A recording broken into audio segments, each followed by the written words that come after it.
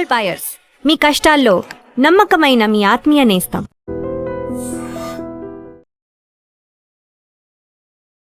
నమస్తే, నేను Kavitha. Welcome to I dream news and నిజాలు. ఫిబ్రవరి 28న మరణించినటువంటి ఇరాన్ సుప్రీం లీడర్ ఖమేనీకి సంబంధించినటువంటి అంత్యక్రియల ప్రక్రియ మొదలైంది. లక్షలాదిగా తరలి వచ్చినటువంటి ఇరాన్ ప్రజలు death to America, death to Israel అనేటువంటి నినాదాలు చేశారు. బట్ అంతమంది హాజరవరు. ఖమేనీ మీద వ్యతిరేకత ఉంది. ఒకవేళ మేం కావాలనుకుంటే ఇరాన్ దేశాన్ని లేకుండా చేస్తాము అనేటువంటి మాటని ట్రంప్ ఈ సందర్భంగా కూడా చేశారు. యాక్చువల్గా ఇరాన్తో పాటుగా ఇరాక్లో కూడా ఖమేనీకి సంబంధించినటువంటి అంత్యక్రియలు ఒక వారం రోజుల పాటు జరగబోతున్నాయి. దానికోసమే మేము వీకెండ్ ఆఫ్ లాగా ఇచ్చాము అని ట్రంప్ కూడా చెప్తున్నారు. ఈ అంత్యక్రియల ప్రాసెస్తో పాటుగా ట్రంప్ అండ్ ఇజ్రాయెల్ గురించి ఇరాన్ ప్రజలు ఇప్పటికీ ఎందుకలా తీవ్ర స్థాయిలో నిరసన వ్యక్తం చేస్తున్నారు. మనతో పాటుగా ఉన్నారు సీనియర్ జర్నలిస్ట్ సురేష్ కొచతిల్ గారు. సార్ నమస్తే. సో ఫిబ్రవరి 28 అంటే 4 నెలల తర్వాత అంత్యక్రియలు జరుగుతున్నాయి. అందులో కూడా 5 రోజుల పాటు కొనసాగుతున్నాయి. ఇరానే కాదు, ఇరాక్ కూడా ఆ మృతదేహాలని తీసుకెళ్తున్నారు. చివరికి స్వగ్రామంలో ఖననం అనేది జరుగుతుంది. ఈ ఎంటైర్ 5 డే ప్రాసెస్ ఏంటి సార్? ఎందుకలా జరుగుతుంది? ఒకటి, ఇది వాళ్ళకి షో స్ట్రెంగ్త్ వాళ్ళది. యూజువలీ ఇస్లామిక్ దాంట్లో ఇట్లాంటి ఊరేగింపులు అంత ఎక్కువ ఉండదు. మీరు చూసుంటారు, వాళ్ళు యూజువలీ అదే రోజు సాయంత్రం దాకా వాళ్ళు ఏం చెప్తారు, దఫనాదేత్తే అంటారు ఉర్దూలో, ఖననం చేయడం. అంటే they will bury the body.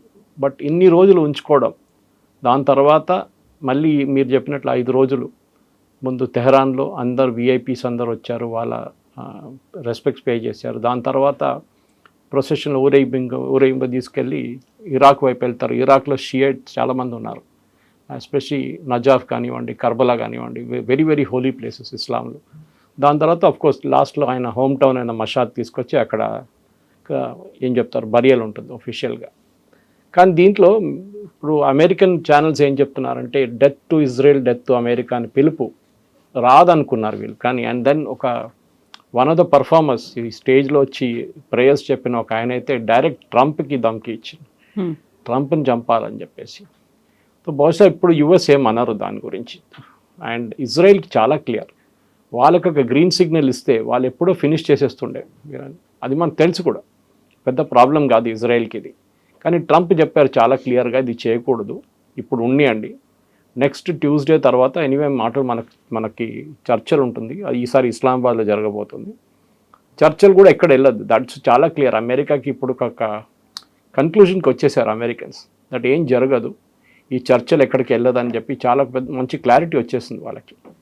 కానీ అన్నిటికంటే ఇంపార్టెంట్ ఏంటంటే ఇప్పుడు ఇరాన్లోని మీరు చెప్పిన మాటకి లక్షలాది మంది తగిలి వస్తున్నారు, దానికి వచ్చి ప్రొసెషన్లో పార్టిసిపేట్ చేస్తున్నారు, మహిళలు ఉన్నారు, 3 కొడుకులు వచ్చారు, నాలుగో అయినా కనిపించట్లేదు, ఈజ్ మిస్సింగ్. బట్ మిగతా 3 వచ్చారు, వాళ్ళు కూడా ప్రేయర్స్లో పార్టిసిపేట్ చేశారు. కానీ అమెరికన్ ఛానల్స్ ఏమంటున్నారంటే, అమెరికన్ పొలిటికల్ అబ్జర్వర్ కూడా, ఇరాన్ పాపులేషన్ చూస్తే ఇది ఏం లేదు, ఇది ఒక ఈవెంట్ మేనేజ్మెంట్గా నడిపిస్తున్నారు, ఒక అమెరికాకు ఒక సిగ్నల్ పంపించడానికి దట్ ఇరాన్ ప్రజలు వీళ్ళందరూ ఎప్పుడున్న ఇరానియన్ రెజీమ్తో ఉన్నారని చెప్పేసి. మనకు గుర్తుంటుంది ఫిబ్రవరి 28 కన్నా ముందు 2 నెలలు జనవరిలో ఎస్పెషలీ ఆల్మోస్ట్ 40,000 మందిని చంపారు అక్కడ ఉన్న ఇరానియన్ రెజీమ్ ప్రొటెస్ట్లో. ఇప్పుడు అందరు అడుగుతున్నారు వాళ్ళు ఎక్కడ ఉన్నారు అని. వాళ్ళు ఉంటే కూడా బయటికి రారు కదా, ఎవరు రారు. ఉంటే కూడా వాళ్ళు ఈ బుర్కా వేసుకున్న తర్వాత ఎవరు తెలుసు, ఎవరని ఎవరికి తెలియదు కూడా. సరే, ఇప్పుడు ఒక ఏం చెప్తారు, బెనిఫిట్ ఆఫ్ డౌట్ ఇస్తున్నారు అమెరికా వాళ్ళకి. కానీ డెఫినెట్గా మార్క్డ్ అవుట్ ఉంటారు, ఎస్పెషలీ ఇరానియన్ కుద్స్ ఫోర్స్ కమాండర్ ముందున్న ఇప్పుడున్న ఐఆర్జీసీ కమాండర్ ఇన్ని రోజులు కనిపించలేదు, 4 నెలలు ఆయన ఈ వాజ్ అవుట్ ఆఫ్ సైట్, ఇప్పుడు కనిపించారు.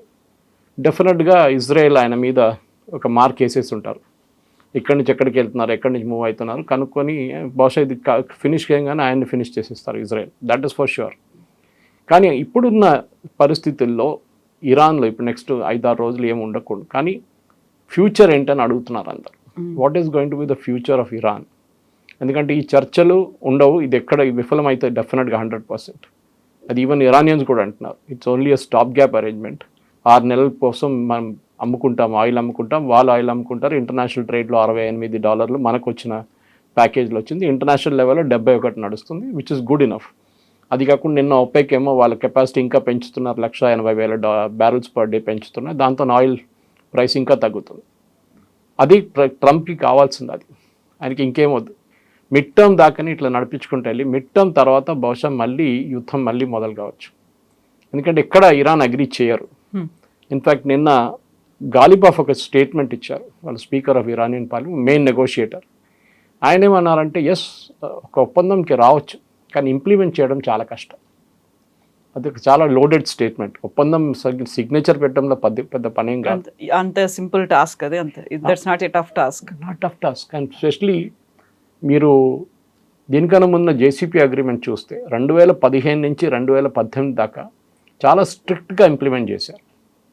ఎందుకంటే ఆ ఒప్పందంలో Russia, China, I think Japan కూడా పెట్టారు. And then of course UN was there. అది కాకుండా ఐఏఈ ఉన్నారు, వీళ్ళందరూ సంతకం పెట్టారు దాని మీద, ఈవెన్ బ్రిటన్. సో దాంతో అడ్వాంటేజ్ ఏంటంటే యుఎస్ ఇంటెలిజెన్స్ ఒకరే కాకుండా వీళ్ళందరూ ఇంటెలిజెన్స్ ఫోర్సెస్ ఇంక్లూడింగ్ ఇజ్రాయెల్, సంతకం పెట్టలేదు వాళ్ళు కానీ దేవర్ ఆల్సో దేర్. వాళ్ళు చాలా క్లియర్గా ఏం చెప్పారంటే ఇరాన్ పాటిస్తున్నారు, వాళ్ళు అగ్రీ చేస్తున్న అన్ని కండిషన్స్ వాళ్ళు they are going through it without any problem. కానీ అప్పుడు ప్రెసిడెంట్ ట్రంప్ వచ్చిన తర్వాత మనకు తెలుసు ఏం చేశారు, 2018లో తీసి పక్కన పడేశారు, నాట్ గుడ్ అన్నారు. అప్పటి నుంచి వాళ్ళ ఎన్రిచ్మెంట్ పెంచుకుంటూ వెళ్ళారు. ఇప్పుడు 60%కి వచ్చారు. That point in time they were at 3.67 which is uranium for peaceful purpose, అంటే సివిలియన్ పర్పస్కి వాడుకోవచ్చు. పవర్ ప్లాంట్ లాంటి, ఎడ్యుకేషనల్ రీసెర్చ్ అంటే మెడికల్ రీసెర్చ్ కానీ మిగతా రీసెర్చ్కి వాడుకోవచ్చు.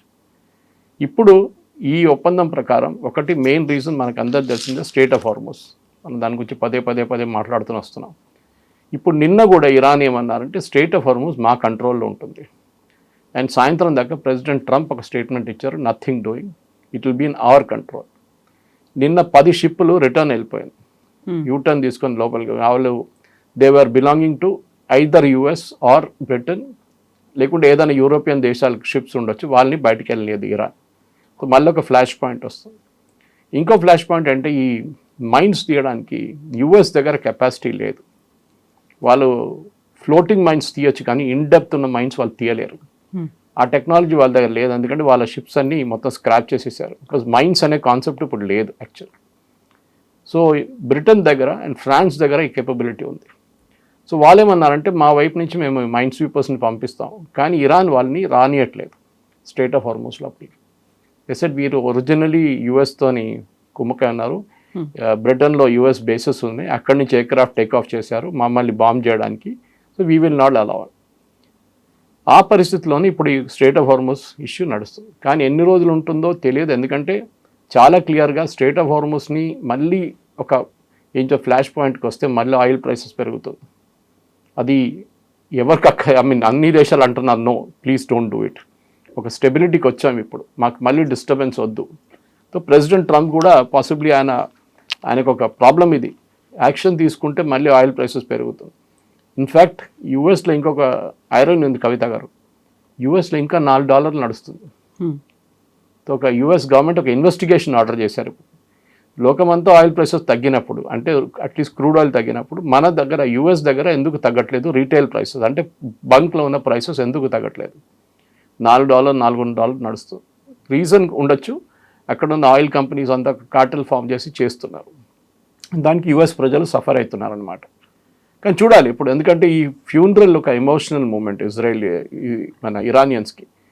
Death to Israel, death to America అని చెప్పేది వాళ్ళ దగ్గర చాలా నార్మల్. మన దగ్గర ఓల్డ్ సిటీలో చెప్తారు, మన దగ్గర ఓల్డ్ సిటీలో అమెరికన్ ఫ్లాగ్స్ ఇంకా ఇజ్రాయలీ ఫ్లాగ్స్ తగలబెడుతుండే ముందు, ఇప్పుడు ఎక్కువ కనిపించట్లేదు. ఇజ్రాయలీ ఫ్లాగ్స్ మొన్న కూడా చేశారు వాళ్ళు పాలెస్టీనియన్ ఇష్యూ గురించి మాట్లాడుతూ.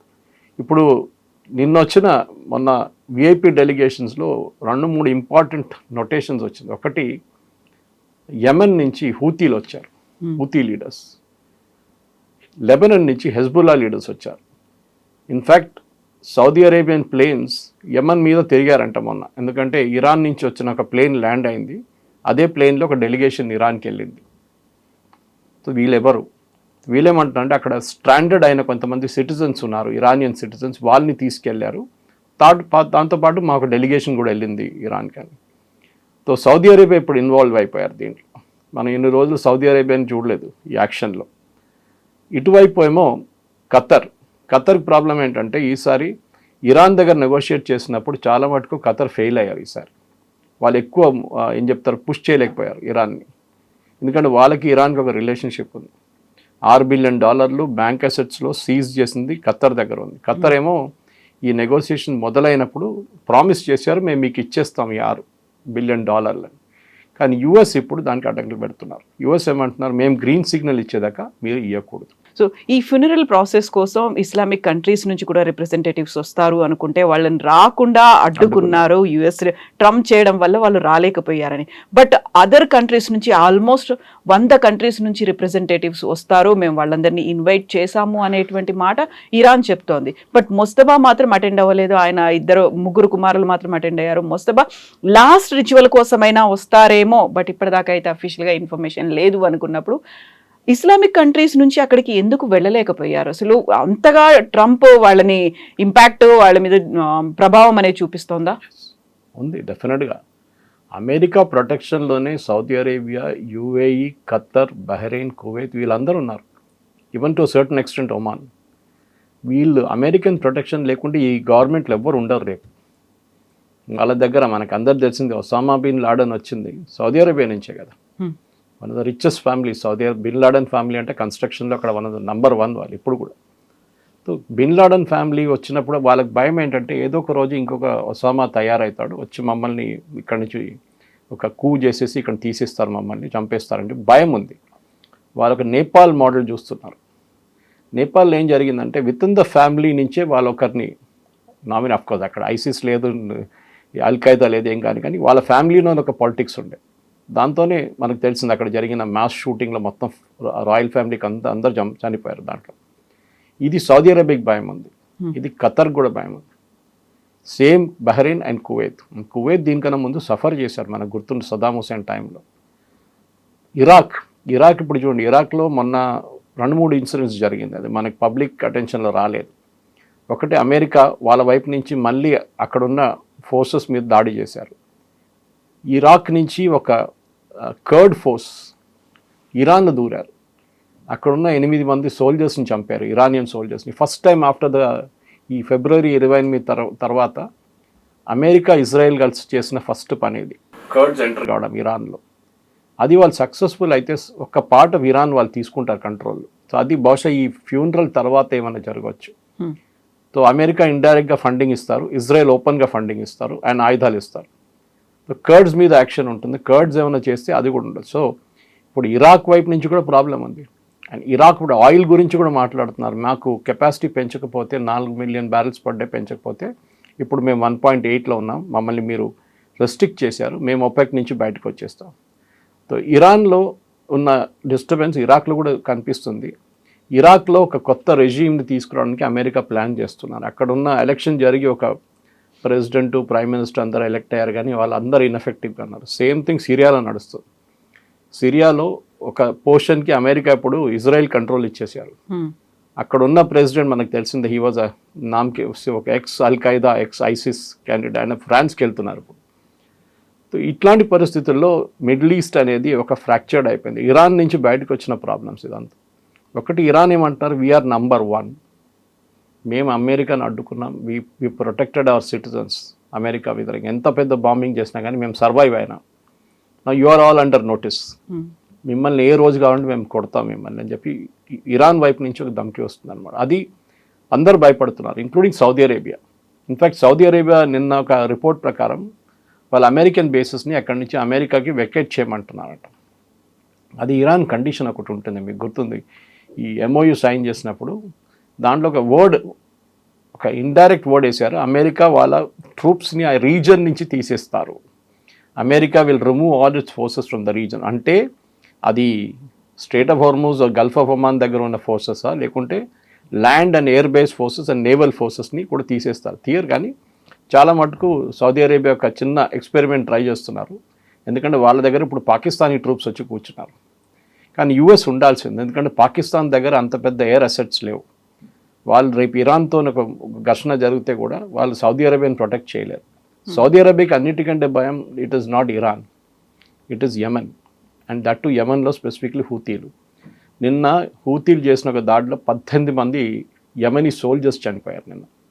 ఇది ఫస్ట్ టైం ఈ ఇరాన్ అటాక్ జరిగిన తర్వాత, February 28 తర్వాత ఫస్ట్ టైం యెమెన్లో ఒక యాక్షన్ జరుగుతుంది. అది కాకుండా నిన్న ఒక బ్రిటిష్ కమర్షియల్ షిప్ మీద నిన్న యమనీ కోస్ట్ నుంచి ఒక దాడి జరిగింది. And all probability that must be Houthis. So Houthis ఇన్ని రోజులు వాళ్ళ మసిల్స్ ఫ్లెక్స్ చేయలేదు, ఇప్పుడు సడన్గా వాళ్ళు కూడా యాక్షన్లో వస్తున్నారు. ఈ ఫ్యూనరల్ అయిన తర్వాత కవిత గారు, I think there will be ఆర్ యా పార్ అంటారు హిందీలో, అదే జరగబోతుంది అక్కడ. There will be some kind of action definitely. ఇప్పుడు ఇరాన్లో ఖమేనీతో పాటుగా 4 అదర్ ఫ్యామిలీ మెంబర్స్ చనిపోయారు. అందులో 14 month old ఒక గ్రాండ్ డాటర్ చిన్నపిల్ల ఉంది. ఖమేనీ కాఫిన్ పక్కనే కూడా ఆ పాపది పెట్టిన తర్వాత దేవర్ ఇన్ టీయర్స్, అందరూ ఒక ఎమోషనల్ అయ్యారు, అందరూ ఏడ్చారు, నిరసనలు ఇవన్నీ వచ్చాయి. ఒక రకంగా దేశమంతా అక్కడికే కదిలి వచ్చింది, లక్షలాదిగా ఉన్నారు అనుకున్నప్పుడు ట్రంప్ ఎందుకు అలా అన్నారు? ఇప్పుడు ఖమేనీ మీద బోల్డ్ అంత వ్యతిరేకత ఉంది, ఇంతమంది వస్తారని నేను అనుకోలేదు అనేది. అక్కడ ఎమోషన్స్ ఉన్నాయి, లేకుంటే ఆయనతో ఉన్నటువంటి అసోసియేషన్ అటాచ్మెంట్ దీన్ని అండర్ ఎస్టిమేట్ చేశారా? ట్రంప్ అసలు ఏమనుకున్నారు? లేదు, ట్రంప్ ఒక స్టేట్మెంట్ ఇచ్చారు, కానీ మిగతా రిపబ్లికన్ పార్టీ వాళ్ళు అట్లా అనట్లేదు. వాళ్ళు ఏమంటున్నారంటే ఇది ఈవెంట్ మేనేజ్మెంట్ చేస్తున్నారు ఇరాన్ అంటున్నారు. ప్రజల్ని తీసుకురావడంలో పెద్ద పని ఏముంది, డబ్బులు ఖర్చు పెడితే ఎవరైనా వస్తారు, లేకుంటే థ్రెట్ ఇష్యూ చేస్తే ఎవరైనా వస్తారు, వచ్చిన వాళ్ళు మళ్ళీ వస్తారు. మీకు ఎట్లా తెలుసు వచ్చిన వాళ్ళకి వస్తున్నారు, మళ్ళీ కొత్త వాళ్ళు వస్తున్నారని? ఇన్ఫ్యాక్ట్ తెహరాన్లో పెద్ద టెంట్ సిటీ వచ్చేసింది ఓవర్ నైట్. అంటే సిటీ నుంచి బయట నుంచి వచ్చిన వాళ్ళు చాలామంది, ఎందుకంటే ఇది అన్ని సిటీస్కి వెళ్ళదు కదా. ఫర్ ఎగ్జాంపుల్ ఇస్ఫహాన్కి వెళ్ళదు. సో దెన్ డెఫినెట్లీ ఇస్ఫహాన్ నుంచి వాళ్ళు ఇక్కడికి వస్తారు, మషాద్కి వెళ్తారు, లాస్ట్ వాళ్ళ హోమ్ టౌన్ అదే కదా. సో అట్లాంటి పరిస్థితుల్లో ఇరాన్లో వచ్చిన దానికి పెద్ద ఫుడ్ క్యాంప్స్ పెట్టారు అక్కడ. మొన్నటి నుంచి పెద్ద కిచెన్స్ పెట్టి అక్కడ ఒక బయట నుంచి వచ్చే వాళ్ళ కోసం ఫుడ్ తయారు చేస్తున్నారు, వాళ్ళకి టెంట్ సిటీ క్రియేట్ చేశారు. సో ఒక ఫెస్టివ్ అట్మాస్ఫియర్ అనకుండా ఒక మౌర్నింగ్ అట్మాస్ఫియర్ అది. కానీ ప్రజలు రావడం అనేది పెద్ద మన ఒక ఓటింగ్ ఒక ప్లస్ పాయింట్గా వాడుకోక్కర్లేదు ఈ రెజీమ్కి. అది వాళ్ళ హార్డ్ కోర్ ఈసి. ఇరాన్లో కవిత గారు ఒక 1/3 డివిజన్ ఉంది. 1/3 ఏమో ఈ రిలీజియస్ ఫ్యానటిక్స్ ఉన్నారు చూడండి, ఈ ముల్లాలు, వాళ్ళతోనున్న క్రౌడ్ మీకు ఇప్పుడు కనిపిస్తున్నారు. ఇంకొక 1/3 ఏమో ఈ రెవల్యూషనరీ గార్డ్స్. వాళ్ళేమంటారు, మేము ఎవరితోని కలవట్లేదు, మేము ఇండిపెండెంట్గా ఉన్నాం, మేము మా డిసిషన్స్ మేమే తీసుకుంటాం. స్టేట్ ఆఫ్ హార్మోస్ కంట్రోల్ చేస్తుంది వాళ్ళే, కెషమ్ ఐలాండ్ కంట్రోల్ చేస్తుంది వాళ్ళే. మూడో గ్రూప్ ఏమో ఈ గాలిబాఫ్ కానీ ప్రెసిడెంట్ పెస్కేషియన్ కానీ ఈ అరాచి పొలిటికల్ ఎలీట్. సో మొన్న కూడా ఈ ప్రొటెస్ట్ జరిగినప్పుడు వీళ్ళు ఫస్ట్ రౌండ్ చర్చలకు వెళ్ళినప్పుడు స్విట్జర్లాండ్కి ఇరాన్లో పెద్ద గొడవ ఉండే. వీళ్ళు ఎందుకు వెళ్తున్నారు, మన సుప్రీం లీడర్స్ని చంపిన వాళ్ళ దగ్గరికి ఎందుకు వెళ్ళి మాట్లాడుతున్నారని ఫస్ట్ గ్రూప్ అబ్జెక్ట్ చేశారు. సెకండ్ గ్రూప్ ఏమనలేదు, ఫస్ట్ గ్రూప్ అబ్జెక్ట్ చేస్తారు, రిలీజియస్ గ్రూప్. కానీ రిలీజియస్ గ్రూప్, అక్కడున్న రిలీజియస్ గ్రూప్ పట్టు తక్కువైంది. ఇప్పుడు ముస్తఫా ఖమేనీ ఉన్నారంటారు, మనం ఇవాళ ఎవ్వరు చూడలేదు వాళ్ళ దగ్గర. ఇజ్రాయెల్కి తెలియకుండా ఏమి ఉండదు, let us be very clear. ఇజ్రాయెల్కి ఒక పిల్లి రోడ్ క్రాస్ చేస్తే కూడా ఇరాన్లో తెలిసిపోతుంది క్రాస్ చేసిన రోడ్ అని. వాళ్ళకి అంత దగ్గర నాలెడ్జ్ ఉంది వాళ్ళ దగ్గర. సో ఇరాన్ డెఫినెట్లీ ఇజ్రాయెల్ దగ్గర నాలెడ్జ్ ఉంటుంది, ఈయన బతుకున్నాడో చనిపోయాడు అని చెప్పేసి, ఆర్ ఈస్ బ్యాడ్లీ డిస్ఫిగర్డ్ అన్నారు. బట్ ఆయన్ని కూడా లేపేస్తాము అనే మాట ఇజ్రాయెల్ చేస్తారు. ఇజ్రాయెల్ దీనికన్నా ముందు ఎన్నో న్యూక్లియర్ సైంటిస్ట్ని చంపారు. ఇరాన్లో ఉన్న 45 న్యూక్లియర్ సైంటిస్ట్ని టార్గెట్ చేసి చంపారు. యుఎస్ ఏమో last president Trump last time ఉన్న ఫస్ట్ టర్మ్లో కాసిం సులేమానీని చంపారు. He was the commander of IRGC commander, top most. And ఆయన న్యూక్లియర్ కూడా ఓవర్సీ చేస్తుండే, even though was not a nuclear scientist. ఈ పరిస్థితిలో ఇజ్రాయెల్ చేస్తారు వాళ్ళు. ఇప్పుడు మీరు చూడండి, లెబనాన్లో చేసిన ఒప్పందం కవిత గారు, ఇజ్రాయెల్ అండ్ లెబనాన్ ఒప్పందం పెట్టారు యుఎస్ సూపర్విజన్లో. ఏమన్నారు, హెజ్బుల్లాని డిసామ్ చేయాలన్నారు. హెజ్బుల్లా డిసామ్ చేయనియరు. సేమ్ సిచ్యువేషన్ మనం ఇక్కడ చూసాం, ఎవరు మన గాజాలో హమాస్తో. హమాస్ని డిసామ్ చేయమన్నారు, ఇవాళ దాకా జరగలేదు. ఇజ్రాయెల్ ఏం చేశారు, లాస్ట్ 10 రోజుల్లో, ఇది మన నార్మల్ ప్రేక్షకులు చూడరు న్యూస్ లేదంతా, కానీ ఇజ్రాయలీ వెబ్సైట్స్కి వెళ్తే Israeli social media handle and especially Israeli defence forces వాళ్ళ సోషల్ మీడియా హ్యాండిల్స్ ఫాలో చేస్తే లాస్ట్ 15 రోజుల్లో వాళ్ళు 10 మంది టాప్ కమాండర్స్ని చంపారు హమాస్. అంటే వాళ్ళు ఇంకా ఉన్నారు అక్కడ. And these are specifics. వాళ్ళు అంటున్నారు this guy kidnapped 1 Israeli soldier. ఏది ఆ గాజా అటాక్ జరిగినప్పుడు, గాజా నుంచి ఇజ్రాయెల్ మీద October 7th 1000 రోజులు అయిపోయినప్పుడు దాని అటాక్ జరిగింది. సో వాళ్ళకి ఎవరిని కిడ్నాప్ చేశారు కూడా తెలుసు. ఇంకొక హాస్టేజ్ని ఒక టనల్లో ఉంచుకున్నారు వీళ్ళు. ఆ టనల్ని నిన్న సిమెంట్ వేసి క్లోజ్ చేసేస్తారు గాజాలో. ఆలోచించండి. సో అంత డెఫినెట్ ఇంటెలిజెన్స్ ఇజ్రాయెల్ దగ్గర. Mossad is ultimate. మన సిఐ కూడా పనికిరాదు దాని ముందు. సో వాళ్ళు కావాలంటే రేపు ముస్తఫా ఖమేని లేపడానికి ఎస్ పాసిబిలిటీ ఉంది, ఆయన బయట కనిపిస్తే. కానీ ఇప్పుడున్న దానికి అమెరికాకు ఒక జవాబు ఇవ్వాల్సి వస్తుంది ప్రెసిడెంట్ ట్రంప్కి. ఇదంతా అయిన తర్వాత, ఈ ఎమోషన్స్ అన్నీ అయిన తర్వాత, what is death to America, what is death to Israel అంటే మేము మీతో మాట్లాడుతున్నాం అప్పుడు కూడా మా మీద. ఇంకోటి రెండోది, వాళ్ళ వైపు ఈ ఫస్ట్ గ్రూప్ నుంచి ఒక థ్రెట్ ఉంది అమెరికాకి. మా సుప్రీం లీడర్ని చంపారు మీరు, so there should be revenge అన్నారు. రివెంజ్ అంటే ఒకటే కదా, ఇజ్రాయెల్ మీద మీరేం చేయలేరు, వాళ్ళకి తెలుసు అది, ఇరాన్ చాలా క్లియర్. చేస్తే అమెరికా మీద చేస్తారు. అదేంటి, ఏదైనా అమెరికాలో ఒక చోట్ల ఏదైనా అటాక్ జరగవచ్చు. కానీ డిపార్ట్మెంట్ ఆఫ్ హోమ్లాండ్ సెక్యూరిటీ అమెరికాలో చాలా టైట్ ఉన్నారు వాళ్ళు. ఎస్పెషల్లీ 9/11 జరిగిన తర్వాత వాళ్ళ సెక్యూరిటీ పెంచుకోవాలి. ఇవాళ దాకా వాళ్ళ సాయిల్ మీద ఒక్క టెర్రరిస్ట్ అటాక్ కూడా జరగలేదు ఆ రోజు నుంచి. దానికి మెక్సికో వాల్ ఉండొచ్చు కారణం, కెనడియన్ వైపు నుంచి బార్డర్ కాకుండా యుఎస్ ఎయిర్పోర్ట్లో ఉన్న అరైవల్స్ని చాలా స్ట్రిక్ట్గా మానిటర్ చేస్తున్నారు. ఈవెన్ వాళ్ళ దగ్గర హోమ్ గ్రౌండ్ టెర్రరిస్ట్ గ్రూప్స్ ఎవరైనా ఉంటే, ఎందుకంటే అమెరికాలో కాల్పులు అనేది చాలా కామన్, మనకు తెలిసిందే. అక్కడ గన్ కల్చర్ ఉంది ఒకటి, మనం రెగ్యులర్గా వింటుంటాం. ఆన్లైన్ మీద మంది చనిపోయారు, స్కూల్లో కాల్పులు జరిగినాయి, యూనివర్సిటీలతో కాల్పులు జరిగినాయి. చేయాలంటే ఈ ఫోర్సెస్ చేయొచ్చు. ఇరాన్లో ఉన్న కొంతమంది వాళ్ళు, అక్కడ అమెరికాలో ఉన్న వాళ్ళు ఈ అటాక్స్ చేయొచ్చు. సో నెక్స్ట్ పాసిబ్లీ ఒక 3-4 వారాల్లో ఈ ఎమోషన్స్ బయటకు వచ్చిన తర్వాత, దెన్ పాసిబ్లీ ఇరాన్ వైపు నుంచి ఏదైనా జరిగితే అమెరికా దాన్ని ఒక ఎక్స్క్యూజ్గా వాడుకుంటారు, ఇరాన్ మీద మళ్ళీ దాడి చేస్తారు. ఎందుకంటే again and again president Trump చెప్పారు చూడండి, 1 shot I can finish all these fellows. ఒకే ఒక్క షాట్ చాలని. సో అది చేస్తారు కూడా వాళ్ళు, కావాలంటే చేయొచ్చు. ఐడియల్ ఇస్ దిస్ వన్, ఈ ఫ్యూనరల్. కానీ ఇట్లాంటి ఒక ప్లేస్లో ఇంతమంది ఇంటర్నేషనల్ డెలిగేషన్ మీరు చెప్పారు చూడండి, మన దేశం నుంచి వెళ్ళారు చాలామంది. అట్లాంటి పరిస్థితుల్లో ఎస్ డెఫినెట్గా పీడీపీని ఇన్వైట్ చేశారు. PDP chief Mehbooba Mufti who's a Sunni, ఆమెను ఇన్వైట్ చేశారు. కశ్మీర్ నుంచి షియా లీడర్స్ని ఇన్వైట్ చేశారు. కానీ బీజేపీ లీడర్స్ని ఇన్వైట్ చేయలేదు. ఇరానియన్ ఎంబసీ చేశారో తెలియదు నాకు, ఓపెన్లీ అయితే లేదు. కాంగ్రెస్ లీడర్స్ని ఇన్వైట్ చేశారు. ఓకే, అంటే పొలిటికల్ అఫిలియేషన్ చాలా క్లియర్గా తెలిసిపోతుంది. కాకపోతే ఇరాన్ ఇప్పటికి కూడా భారతదేశంతో ఒక ఫ్రెండ్లీ అట్మాస్ఫియర్, ఆ నేచరే కనిపిస్తోంది కదా, మన దగ్గర రాలేదా? కరెక్టే, ఎందుకంటే మన వైపు నుంచి కూడా ఉన్నాయి, పాకిస్తాన్ వైపు నుంచి. మనకేంటి ప్రాబ్లం అంటే they become very close to Pakistan. మనకు అదొక ప్రాబ్లం ఉంది. పాకిస్తాన్తో ఏ దేశం క్లోజ్ రిలేషన్షిప్ డెవలప్ చేస్తే మనకది మన నెక్స్ట్లో నెగటివ్గా వచ్చేస్తారు. Turkey is a classic example.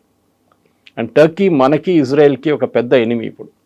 In fact నిన్న ప్రైమ్ మినిస్టర్ నెటన్యాహు ఒక స్పీచ్ ఇచ్చారు నిన్న. అగైన్ అక్కడ ఆడియన్స్లో చాలామంది అడిగారు, ఈవెన్ ప్రెస్ కూడా, మీడియా కూడా అడిగారంట, దట్ మీకు జేడీ వ్యాన్స్ గారు చెప్పారు యుఎస్ ఈజ్ ఓన్లీ అలై, అంటే ఒకటే అలై ఉన్నారు ఇజ్రాయెల్కి, అది మరి మర్చిపోకండి నెటన్యాహు, అది మేము యునైటెడ్ స్టేట్స్ ఆఫ్ అమెరికా అని చెప్తే నెటన్యాహు నిన్న అన్నారు, సారీ మిస్టర్ వ్యాన్స్, మీరు కాదు, నాకు ఇంకొక దేశం ఉంది where have huge fan for, that is India అని చెప్పారు. అది నిన్న నైట్ నుంచి ట్రెండ్ అవుతుంది అది. సో మనకి ఇజ్రాయెల్ దగ్గర ఉన్న రిలేషన్షిప్ చాలా క్లోజ్. అది మన మిసైల్ ప్రొడక్షన్ ఉండొచ్చు, ఇజ్రాయేలీ టెక్నాలజీ ఉండొచ్చు, పెగసస్ లాంటి సాఫ్ట్వేర్ ఉండొచ్చు. అది పెద్ద ఇష్యూ అని మీకు గుర్తుంటుంది. ఎందుకంటే మన దగ్గర కశ్మీర్లో సెక్యూరిటీ ఫోర్సెస్కి ఇంత పెద్ద సక్సెస్ రావడానికి కారణం ఇస్ పెగసస్ సాఫ్ట్వేర్. దాన్ని అడ్డుకోవడానికి కాంగ్రెస్ చాలా ట్రై చేశారు. రాహుల్ గాంధీ నా ఫోన్లో పెగసస్ పెట్టారని, కమ్యూనిస్ట్ వాళ్ళు మా ఫోన్లో పెగసస్ పెట్టారని చెప్పేసి. కానీ యాక్చువల్ పెగసస్ వాడుకున్నది కశ్మీర్లో, ఎస్పెషల్లీ టెర్రరిస్ట్ గ్రూప్ వ్యతిరేకంగా వాడారు. అది చాలా ఎఫెక్టివ్గా వచ్చింది. దానికోసం వాళ్ళు మొబైల్ ఫోన్లు యూజ్ చేయడం బంద్ చేసి శాటిలైట్ ఫోన్స్కి వెళ్ళిపోయారు మళ్ళీ. సో అదే పెద్ద సక్సెస్ ఉండే మనకి. అది కాకుండా చాలా మటుకు మనం మాట్లాడలేము ఇట్లాంటి ఓపెన్ ఫోరంలో, కానీ మనకి ఇజ్రాయెల్కి చాలా క్లోజ్ సంబంధాలు ఇప్పుడు.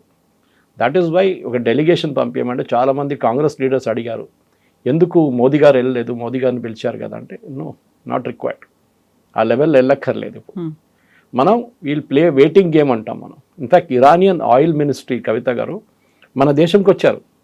ఏది ఈ ఫ్యూనరల్ కన్నా 2 వారాల ముందు దేవర్ ఇన్ అవర్ కంట్రీ, అంటే ఈ శాంక్షన్స్ లిఫ్ట్ చేశారు చూడండి. ఇరానియన్ డెలిగేషన్ ఆయిల్ మినిస్టర్తో సహా భారతదేశంలో వచ్చి కూర్చున్నారు, 2 రోజులు ఉన్నారు. అండ్ వాళ్ళు డెస్పరేట్గా అంటున్నారు, మీరు చెప్పండి రేట్, మీకు ఆ రేట్కి ఇచ్చేస్తాం. $40 అంటే $40కి ఇచ్చేస్తాం, $50, 50 ఇంటర్నేషనల్ రేట్లు 76 నడుస్తుండే అప్పుడు.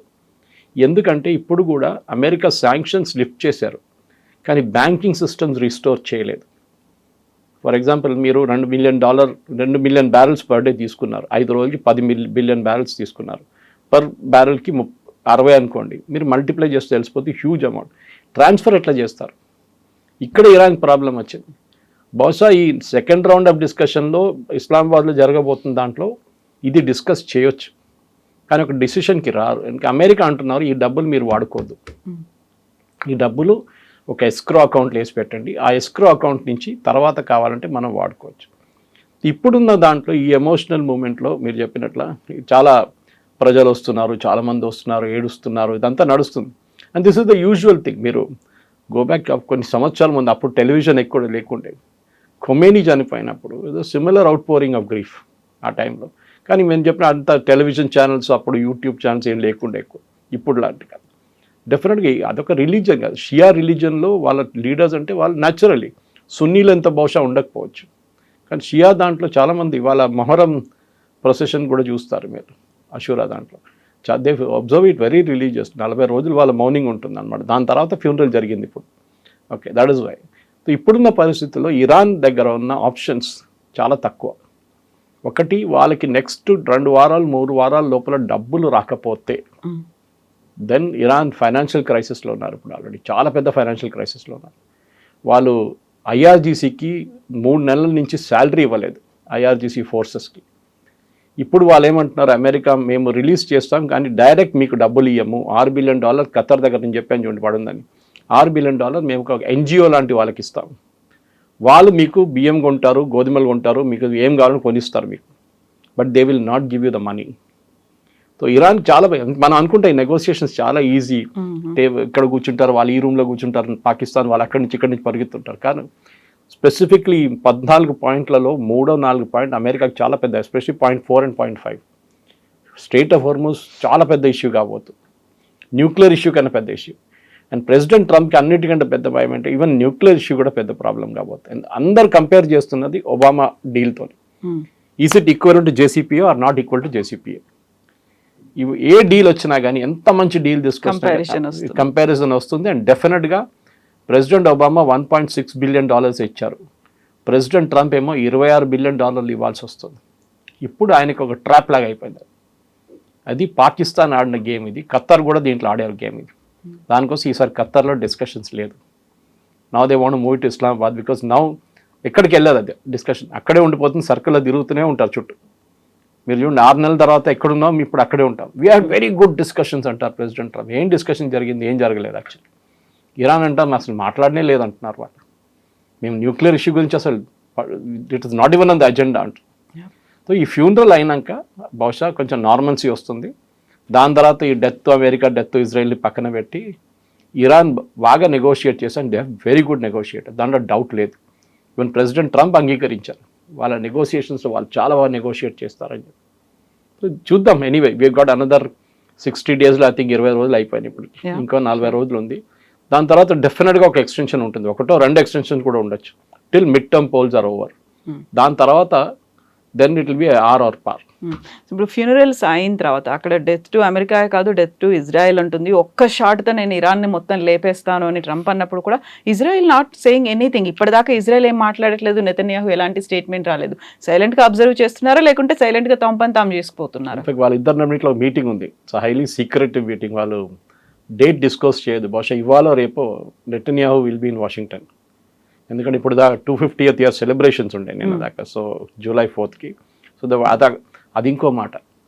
ఇరాన్ వాళ్ళు అంటున్నారు మీరు కావాలని చేస్తున్నారు, July 4th అక్కడ మీరు సెలబ్రేషన్ చేసుకుంటే ఇక్కడ మేము ఫ్యూనరల్ సెరమనీస్ అంటే యుఎస్ అఫీషియల్స్ అన్నారు మేము July 4th మార్చలేం కదా, మాకు అది ఇండిపెండెన్స్ డే మాది, ఆ రోజు మేము సెలబ్రేట్ చేసుకుంటాం. మీరు కావాలంటే అక్కడిక్కడ 3-4 రోజులు మార్చుకోవచ్చు కదా, మీరెందుకు అదే రోజు తీసుకొచ్చి పెట్టారు? మీరు కావాలని చెప్పి సేమ్ టైం మీరు ఈ ఫ్యూనరల్ సెరమనీస్ ఆర్గనైజ్ చేశారు.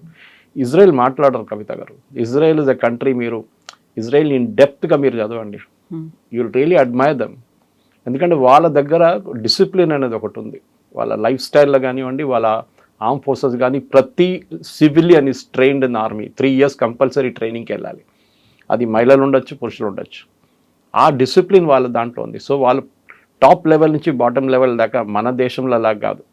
ఆపోజిషన్ ఒక లాంగ్వేజ్లో మాట్లాడతారు, గవర్నమెంట్ ఇంకో లాంగ్వేజ్లో మాట్లాడతారు. అక్కడ 1 లాంగ్వేజ్, వన్ డైలాగ్ అంతే ఉంటుంది. ఆపోజిషన్ లీడర్ ఉండండి, నెతన్యాహు ఉండండి, వాళ్ళ ఎనిమీస్ వ్యతిరేకంగా ఒకటేలాగా మాట్లాడతారు. అది ఇరాన్తోని వీళ్ళు తర్వాత తీర్చుకుంటారు. అండ్ ఇండైరెక్ట్లీ ఇప్పుడు సిరియాని అప్పగిస్తారని చెప్పారు లెబనన్ని. ఇది హజ్బుల్లాని. Syria last week declined. మేము చేయము, we will not fight the Hezbollah అన్నారు. సో రిటర్న్ ఇప్పుడు ట్రంప్ ఏమో మళ్ళీ ఇజ్రాయెల్ దగ్గర వచ్చి మీరే ఫినిష్ చేసేసేయండి హెజ్బుల్లా అని అంటారు. And that will be the next action. ఇంకా 2 వారాల్లో అది జరగబోతుంది. Sir thank you so much. Thank you very much. Thank you.